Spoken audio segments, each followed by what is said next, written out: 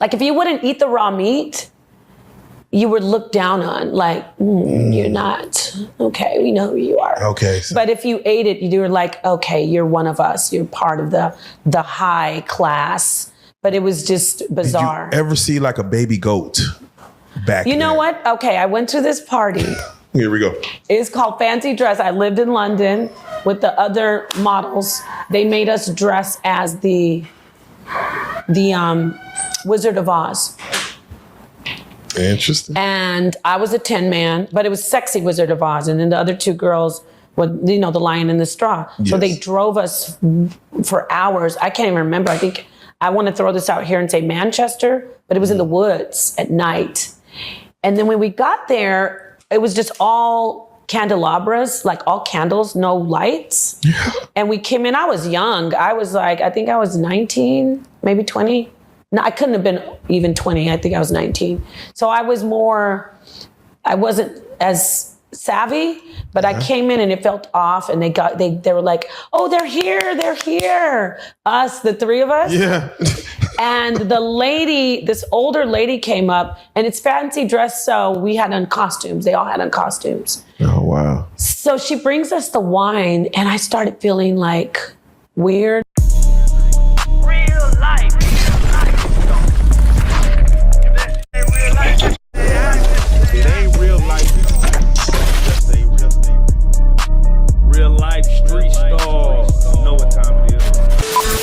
How was touring with the Wu-Tang Clan?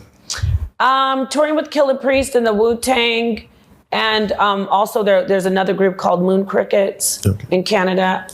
It was great. It was wild because I had never seen. I used to sing in a band for myself, but it was like a jazz rock band. Yes. We opened for No Doubt. This is before No Doubt was ever famous. Oh, wow. In Southern California, but I digress. So I was doing that. I've seen that. But the hip hop crowd, they got a lot of love and they show so much support. They are really a great diehard crowd. So it was awesome. It was a great experience. Being in that, do you believe in Illuminati? Just being in... Do I believe in them? I thought that came out that they're real, y'all. Yeah. I believe in the Illuminati. No, I mean, I have some stories. We maybe should have started out with the stories. When I was modeling in Europe, I went to a couple... I saw some crazy stuff. Yeah, I've heard some crazy parties. I've been to Puffy's white parties. What happens at Puffy's? I don't want Puffy to listen. What happens at Puffy's white parties that I'm not going to talk about Puffy right now. No, what do you want to ask? Maybe I can answer it. Yeah, so my question is, are there back rooms to back rooms? Oh, there's always back rooms. Yeah, that's real. Is it free access to women to get into these back rooms if you choose to go? No. So even women aren't allowed in some of these back rooms? Yeah, it's just a certain group of groups. I've never been to a back room, but I have been to, wait, I take that back. It wasn't a back room. It was like after we did a runway show, I forget who it was, so I don't want to lie, but it was in Europe. It was high fashion. Every time we did a runway show, there would be food afterwards, and they'd have all raw meat, like raw oysters, carpaccio, tartare, all raw meat, sushi. Well, not so much sushi, but sashimi. Yes. But it'd be all raw. Wow. So that was something that we had to, like, if you wouldn't eat the raw meat, you were looked down on, like, you're not, okay, we know who you are. Okay. But if you ate it, you were like, okay, you're one of us. You're part of the high class. But it was just bizarre. Did you ever see like a baby goat back You know what? Okay, I went to this party. Here we go. It's called Fancy Dress. I lived in London with the other models. They made us dress as the Wizard of Oz. Interesting. And I was a Tin Man, but it was sexy Wizard of Oz. And then the other two girls were, the Lion and the Straw. Yes. So they drove us for hours. I can't even remember. I think I want to throw this out here and say Manchester, but it was in the woods at night. And then when we got there, it was just all candelabras, like all candles, no lights. Yeah. And we came in, I was young. I was like, I think I was 19, maybe 20. No, I couldn't have been even 20. I think I was 19. So I wasn't as savvy, but I came in and it felt off, and they were like, oh, they're here. Us, the three of us. Yeah. And this older lady came up, and it's fancy dress, so we had on costumes. They all had on costumes. Oh, wow. So she brings us the wine, and I started feeling like weird, but it could have been just that I didn't drink very much. And I was asking the other models, do you feel weird? But they didn't want to act like they felt weird, like off, because then they would be seen as, how do I say, not in, like square or corny, or, oh, you're not a part of this. So they told us that we were going to go out to the barn. Oh, wow. They're like, I'm shortening the story a little bit, but they're like, move the party out to the barn. And that's when my spidey senses were like, Get up. And there were horses and cows and sheep and goats in the barn.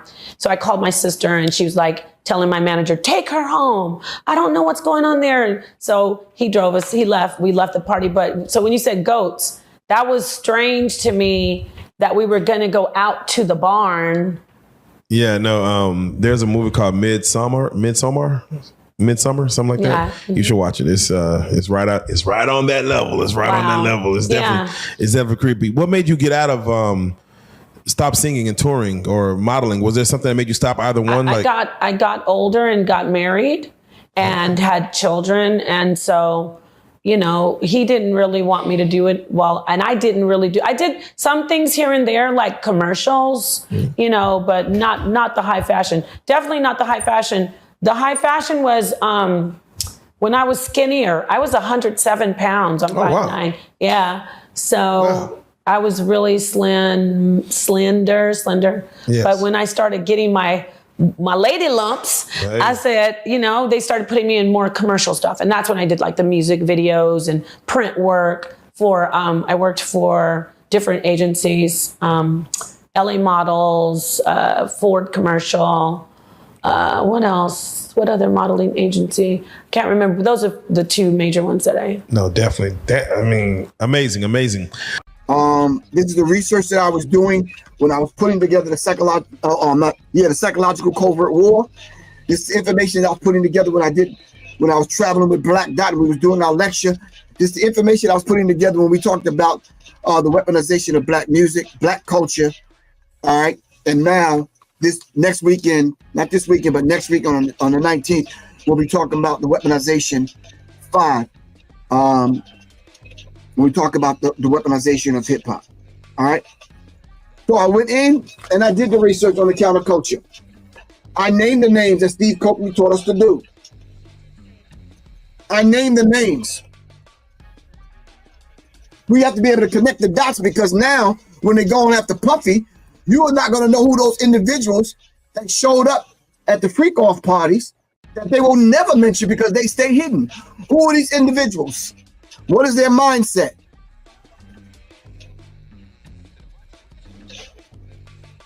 All right, what is their mindset? Now, who are these individuals? Can we name some of them?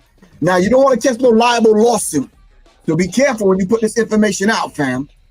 Because I heard Kevin Campbell was suing, what's the sister name? Jaguar Wright. Now I'm like, okay. Yeah, I sent the message back out. I said, come on. I said, TEVIN. Bro, you were outside while you were inside, but you was outside. We saw you. So come on, bro. All right. Okay. The question is, do you know these men and how powerful they are in the music industry? Can you connect the dots? Can you name the names? What position do they hold? All right. This behavior from Puffy and other people, we're not excusing it. We're going to hold your feet to the fire. But where'd you learn this behavior from? All right. You wasn't doing that uptown. All right. So I put it together in this manual called The Counterculture, and I'll get it out to you if you would like it. But anyway, let me show you this clip. Then we're going to circle back around and we're going to dive into some other things. Is that cool? All right. Here we go, fam.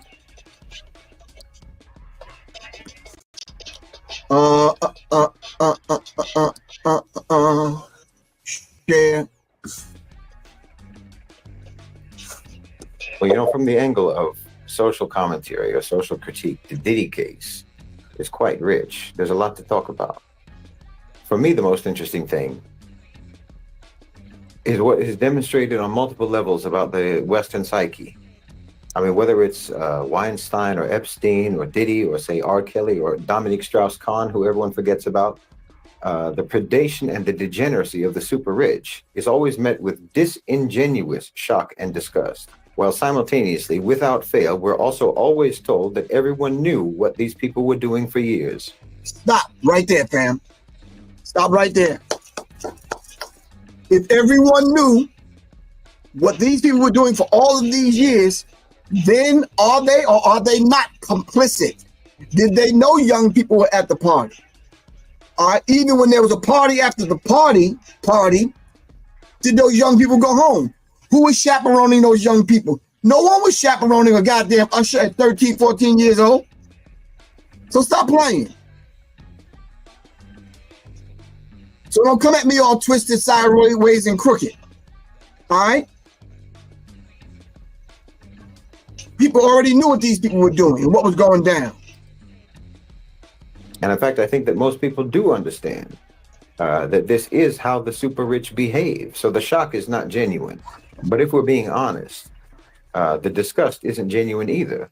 Because in fact, being rich enough to behave this way is precisely why many people want to be rich. Woo! Being rich enough to behave this way.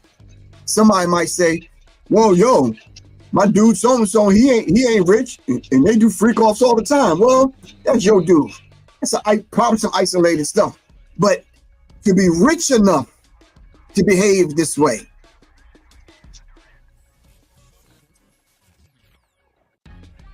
Your dude may be doing some freak offs and do whatever the hell they doing, but they ain't doing it on this level. You ain't got entertainers, sports players, major actors and actresses. You ain't got big names, Hollywood people. You ain't got that showing up at your apartment. You understand what I'm saying? That's just not happening. Not on this scale. The predation and the degeneracy are not peculiarities of the wealthy. The thing that makes them different is that they have the resources that enable them to do it. But for a very large percentage of people in the West, the only thing that's preventing them from behaving the same way is their comparative poverty, not their comparative piety. Damn. Their comparative poverty. If you ain't got the monies to fly underage girls in, sex workers and that kind of thing, buying 1,000 bottles of baby oil and getting, light up and swirl around and flashy dildos and all that madness. I'm just saying from what I've heard. I ain't never experienced nothing like that. I'm just saying though. I heard it was there. But I'm just saying to you, yeah, you don't have the money to do that. I'm not on that scale. Stop lying. All right? So, yeah. The rich are not necessarily any worse than the rest of the people morally. The rich are no worse or no better, probably no worse or no better than the rest of the people. Because you the one here. Well, anyway, let's listen. Their wealth just removes the constraints that restrict other people from being just as bad. I mean, if you look at popular entertainment, the sort of lifestyles that are promoted in popular entertainment and were promoted in the film and music industries by the likes of Weinstein and Diddy and R. Kelly and everyone else, that's the degenerate, debauched, hedonistic, anti-human, immoral lifestyle that they themselves were living and to which the consumers of that entertainment aspire. It's completely consistent with the mentality of colonizers and slave masters. The fantasy lifestyle for Westerners is brutal. It is to dominate, to humiliate, to exploit, abuse, subjugate, degrade, objectify, dehumanize, tyrannize, and enslave. That's the Western fantasy. It always was, and it is now, and they act upon it any chance they get. Woo! That is the mindset of the people with this Western kind of mindset. You understand what I'm saying? It's savage in nature. In order to live that lifestyle, you have to be connected to these people. But now, who are these people? Who are these people that they're connected to? Okay, let me give you an example, and I'm gonna get back to the clip.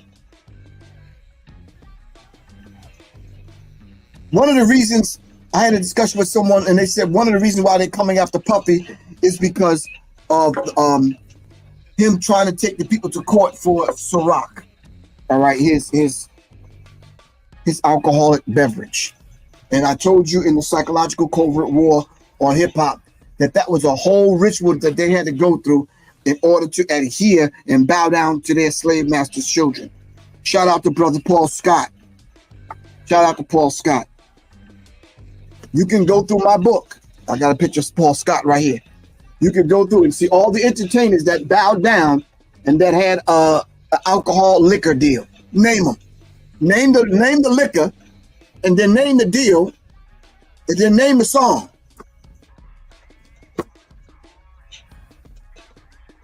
Who was connected to St. Ives? Who was connected to the 40-ounce scan? Hold on, wait a minute. Shout out to this brother, Coach Powell. Shout out to Coach Powell. Coach Powell wrote the book, Message in the Bottle, the 40-ounce scandal. All right. Alfred Coach Powell, my brother. All right. Then he came back when people didn't believe him, and he put the information out there. Then he gave you book 2. He went deeper into the 40-ounce scandal, the whole liquor companies. He made the connections between the liquor companies, the private prisons, and controlling of black music, black culture, movies, and that kind of thing. All right. Shout out to my brother, Coach Powell. All right. Now, back to these individuals. They came up with who was the face of Colt 45 malt liquor? Who was the face of Colt 45 malt liquor? I'm not gonna wait because we ain't got a lot of time. Name a company that was associated with, what artist was associated with Patron? Courvoisier.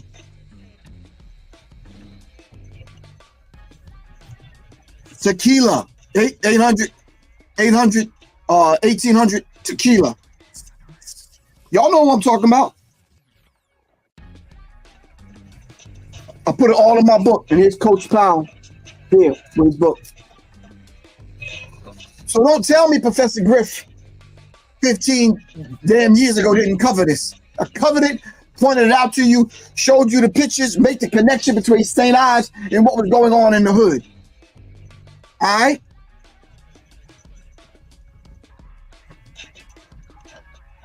Then they started coming up with silly songs that propelled individuals to the top of the charts. All right?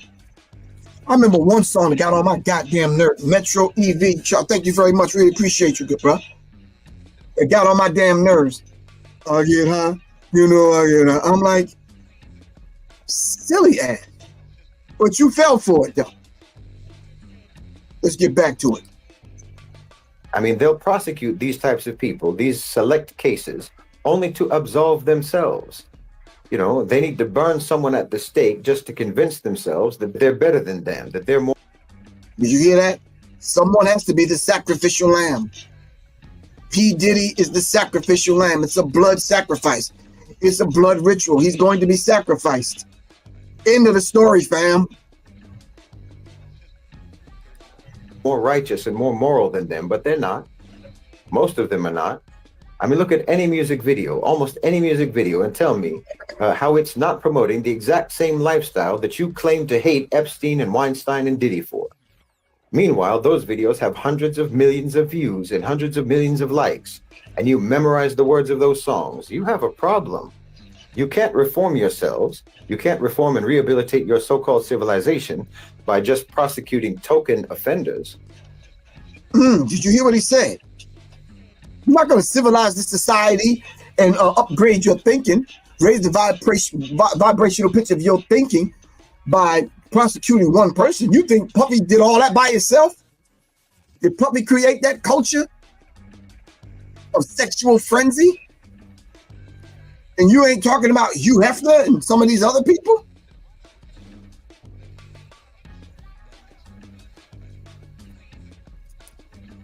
And whoever else was tied into that situation. Thanks for the donation. I really appreciate it, good bro. All right. You're right. King Cobra, Mickey's, Malt Liquor, St. Ives, Old English. We can call the roll. When Puffy got into that entanglement with them and wanted to sue them, coming up out of the meeting that he had in Mexico and other things was going down, they went down to investigate exactly what was going on. And yeah, it was ugly. It was really, really, really, really, really, really ugly. They had to pay him X amount of dollars. They said, oh, okay. You're getting a little bit too big for your britches. Let me tell y'all something straight up. Do y'all not think that some of those sex workers were agents? Filming themselves, filming the whole layout of the house, going into different parts of the rooms, filming stuff that they wasn't supposed to be filming. If you don't think that way, then you might have an issue like my brother here is saying. Let's get back. Finding these people guilty doesn't make you innocent. When you made them rich and you made them famous on the very basis of the degenerate messaging that they promoted and that you devoured.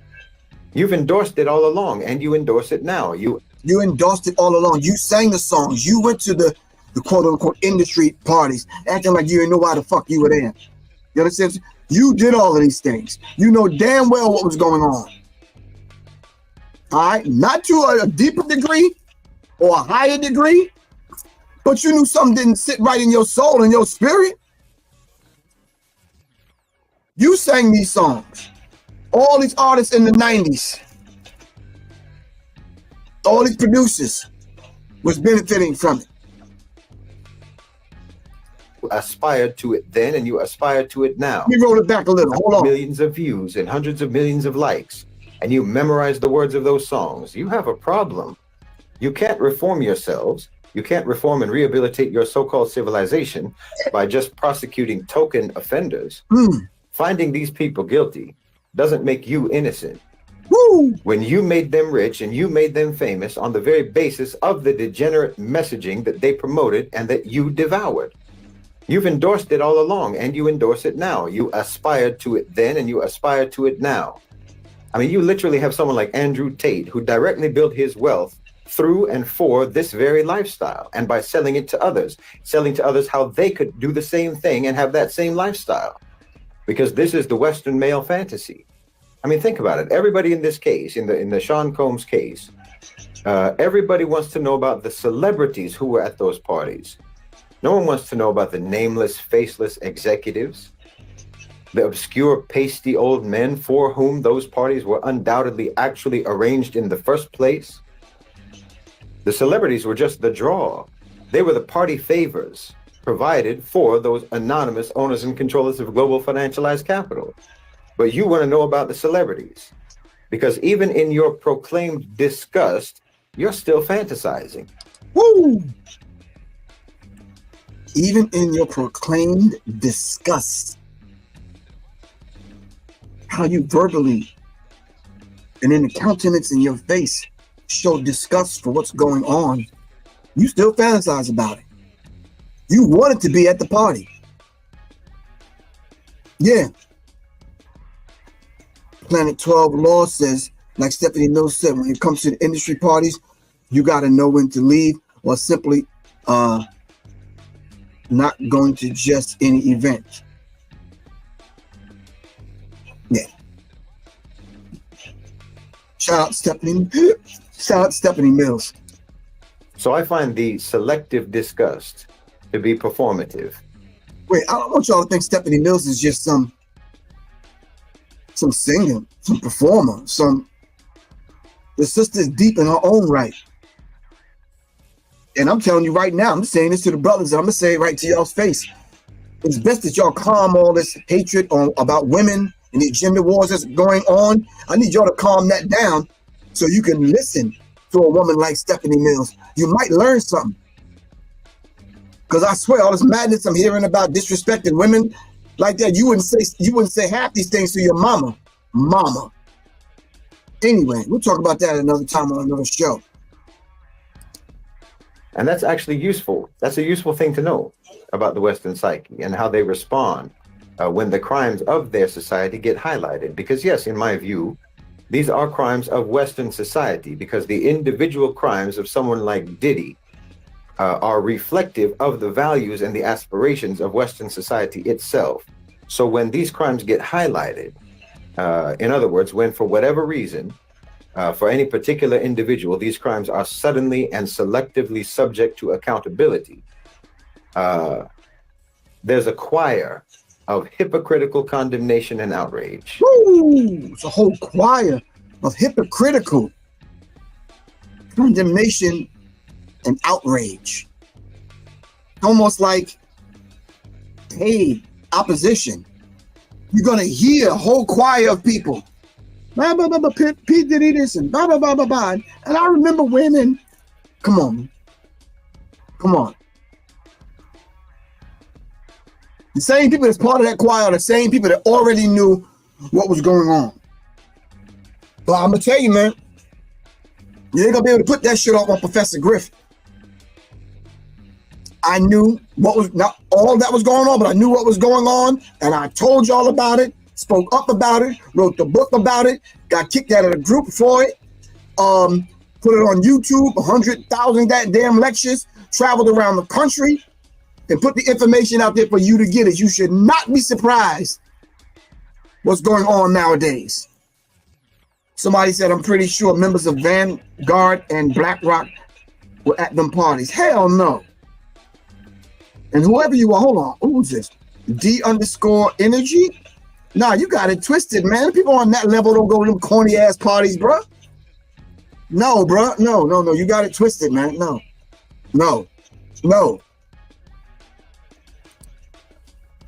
Now that matters to me, for instance, in the context of the Article 6 campaign to expel the United States from the United Nations, because just like Diddy or Weinstein or whoever, just like those criminals, and just like how everyone has known about their degeneracy for years, so too everyone knows about America's crimes.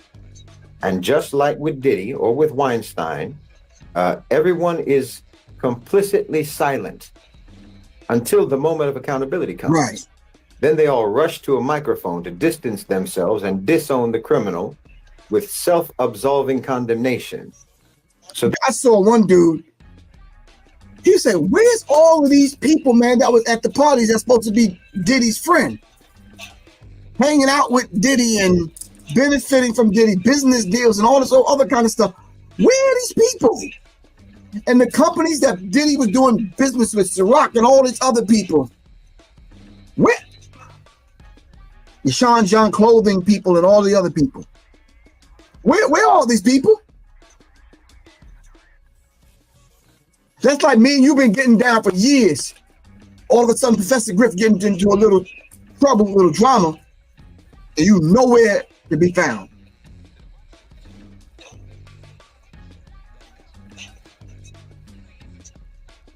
Damn.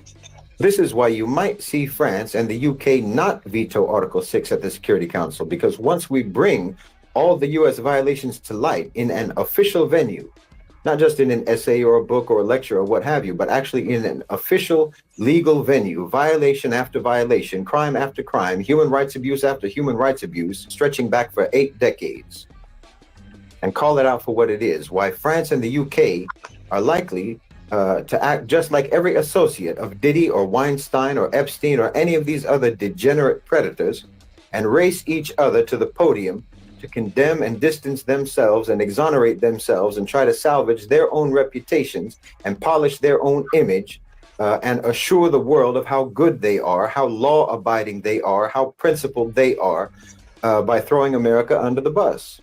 I mean, do you think that any of the European colonial powers were actually happy to watch the US take over their empires? No. France and the UK are both seething with bitterness and resentment and envy. Why, they'll be just as happy to watch America fall as all those associates and co-conspirators of Diddy are happy to watch that belligerent criminal go to jail if they have been clever enough to protect themselves from being prosecuted themselves for their association with him. I think France and the UK are just the same. They're in the same position as those associates of Diddy. They won't veto Article 6 because it would too blatantly expose them as being part of the same criminal syndicate as America. It's like cutting a deal for immunity with prosecutors. This is why it's useful to understand the psyche, because frankly, it helps with analysis and strategizing, to understand the Western psyche, to know who you're dealing with and how they behave. I mean, there are actually so many facets to this story. And it is. It's too many to even cover. Hold on.